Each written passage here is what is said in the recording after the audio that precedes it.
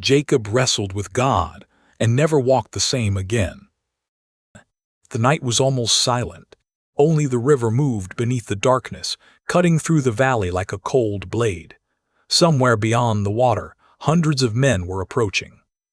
At their head was Esau, the brother Jacob had deceived, the brother whose blessing he had stolen, the brother who had once promised to kill him.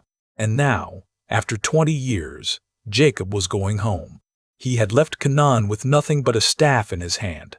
He was returning with wives, children, servants, flocks, and wealth. To anyone watching, he looked like a man who had succeeded. But fear does not care how much a man owns. Fear knows exactly where the old wounds are buried. When Jacob heard that Esau was coming to meet him with 400 men, the past came alive. He divided his people into camps. He prepared generous gifts for his brother. Herd after herd was sent ahead, each separated from the next, so that Esau's anger might be softened before Jacob stood before him. Jacob planned every detail. He measured the danger. He arranged an escape. He prayed for deliverance. But the night before he met Esau, all his plans reached the edge of a river. It was called the Jabbok. Jacob rose in the darkness and took his 2 wives, his 2 female servants, and his 11 sons. One by one, he sent them across the ford. Then he sent over everything he possessed. The voices faded. The footsteps disappeared into the distance. The animals were gone. The servants were gone. His family was gone. Jacob was left alone. There are moments when God allows every distraction to cross to the other side. The noise falls away. The people we depend on are out of reach. The things that prove our success can no longer speak for us. And in that darkness we are forced to face what has followed us all along. Jacob had spent his life fighting for blessing. Before he was born, he struggled with his brother in their mother's womb. He entered the world gripping Esau's heel.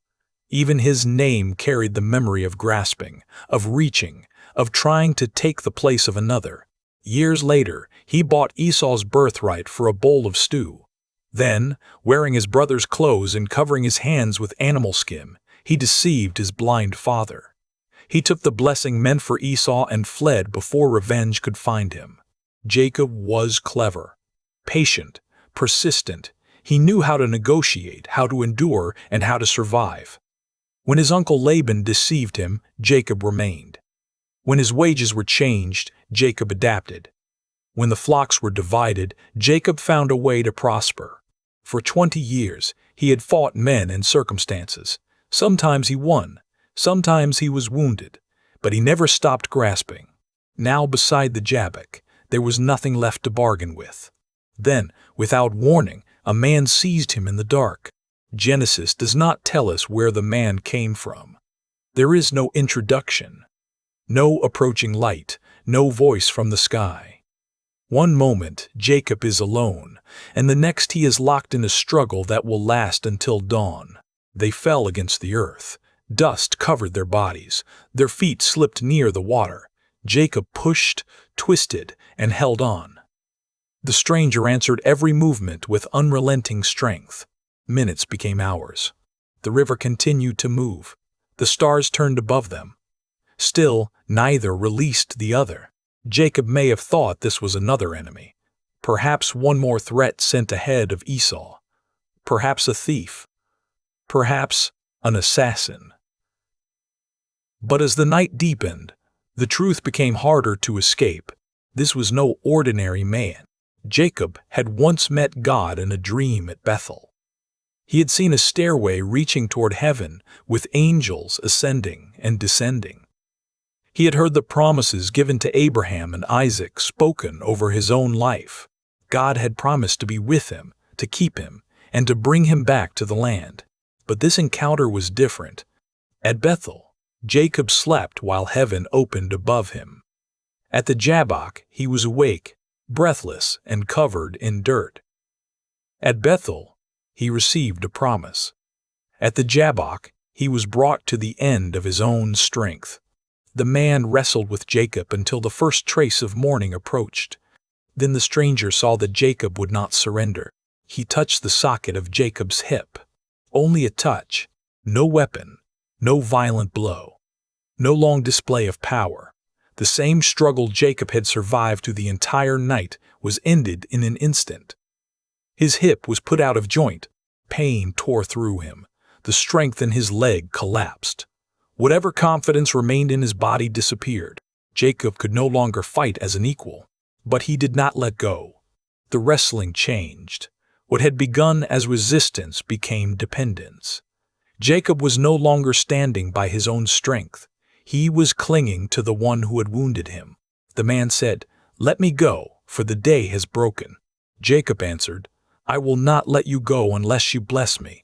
All his life, Jacob had chased blessing through human effort. He had tried to purchase it from his brother. He had tried to steal it from his father. He had worked, planned, multiplied, and maneuvered. Now he finally understood where blessing came from. He could not deceive this man. He could not outthink him. He could not overpower him. He could only hold on and ask. The stranger answered with a question. "What is your name?" The question was simple, but Jacob knew the weight of it. Years earlier, his blind father had asked him almost the same thing. "Who are you, my son?" And Jacob had lied. He had said, "I am Esau, your firstborn." But beside the river, there was no disguise left. No brother's clothing. No animal skin covering his hands. No rehearsed answer. In the presence of God, Jacob could only tell the truth. Jacob, the grasper, the deceiver, the man who had spent his life reaching for what belonged to someone else. It was more than a name. It was a confession. Then the stranger said, "Your name shall no longer be called Jacob, but Israel, for you have striven with God and with men, and have prevailed." The darkness had not hidden Jacob from God. It had become the place where God exposed him, broke his strength, heard his confession, and gave him a new name. Israel, the man who struggled with God. Jacob prevailed, but not because he defeated God. No human being could survive such a victory. He prevailed because he refused to abandon the only one who could bless him. He lost the contest of strength, but received what strength could never take. He received a new identity. Jacob then asked, "Please tell me your name." But the man replied, "Why is it that you ask my name?" And there, beside the river, he blessed him. The blessing is not recorded in detail. We are not told every word. Perhaps no further explanation was needed. Jacob had entered that night surrounded by possessions but terrified of losing his life. He left wounded, yet certain that his life had been preserved. He called the place Peniel, which means the face of God. "For I have seen God face to face," he said, "and yet my life has been delivered." The man in the darkness had been more than a man. Jacob understood that he had encountered God, hidden in mystery and near enough to touch. The one who could have destroyed him had chosen instead to transform him. Then the sun rose. Light spread over the valley as Jacob passed beyond Peniel. Esau was still ahead. 400 men were still approaching. The consequences of Jacob's past had not vanished with the night, but Jacob was no longer the same man who had entered the darkness. He was limping because of his hip. Every step reminded him of the touch. Every movement carried the memory of weakness. The wound was not evidence that God had abandoned him. It was evidence that God had come near. Jacob had spent his life believing that survival depended on staying one step ahead. Now he moved slowly. He could not run as he once had. He could not trust the strength of his own body. The man who had always found an escape was walking toward his brother with a permanent reminder that his life rested in God's hands. Soon Jacob would look up and see Esau coming. He would bow to the ground. And the brother he feared would run to meet him, embrace him, fall on his neck, and weep. But before Jacob could face Esau, he had to face God. Before reconciliation in the daylight, there was surrender in the dark. Before Jacob could walk into the future promised to him, the identity built on deception had to be confronted. His old name had to be spoken. His strength had to fail. And his hands, once used to grasp what was not his, had to cling to God alone. Genesis says that because of what happened that night, the children of Israel did not eat the sinew of the thigh connected to the hip socket. The wound of one man became a memory carried by generations. They remembered that their nation received its name in the darkness. They remembered that Israel began not with a warrior standing in triumph, but with a wounded man holding on for blessing. And they remembered that an encounter with God can leave a mark. Jacob crossed the Jabbok wealthy, powerful, and afraid. Israel walked away weak, blessed, and ready to face what waited beyond the river. He had asked God to deliver him from his brother. But before God changed the danger ahead of him, God changed the man who would meet it. This is the terror and mercy of Peniel. Sometimes the answer to fear is not immediate escape. Sometimes God meets us in the place where we are alone. He confronts the names we have carried, the lies we have used, and the strength we have trusted. He does not expose us to destroy us.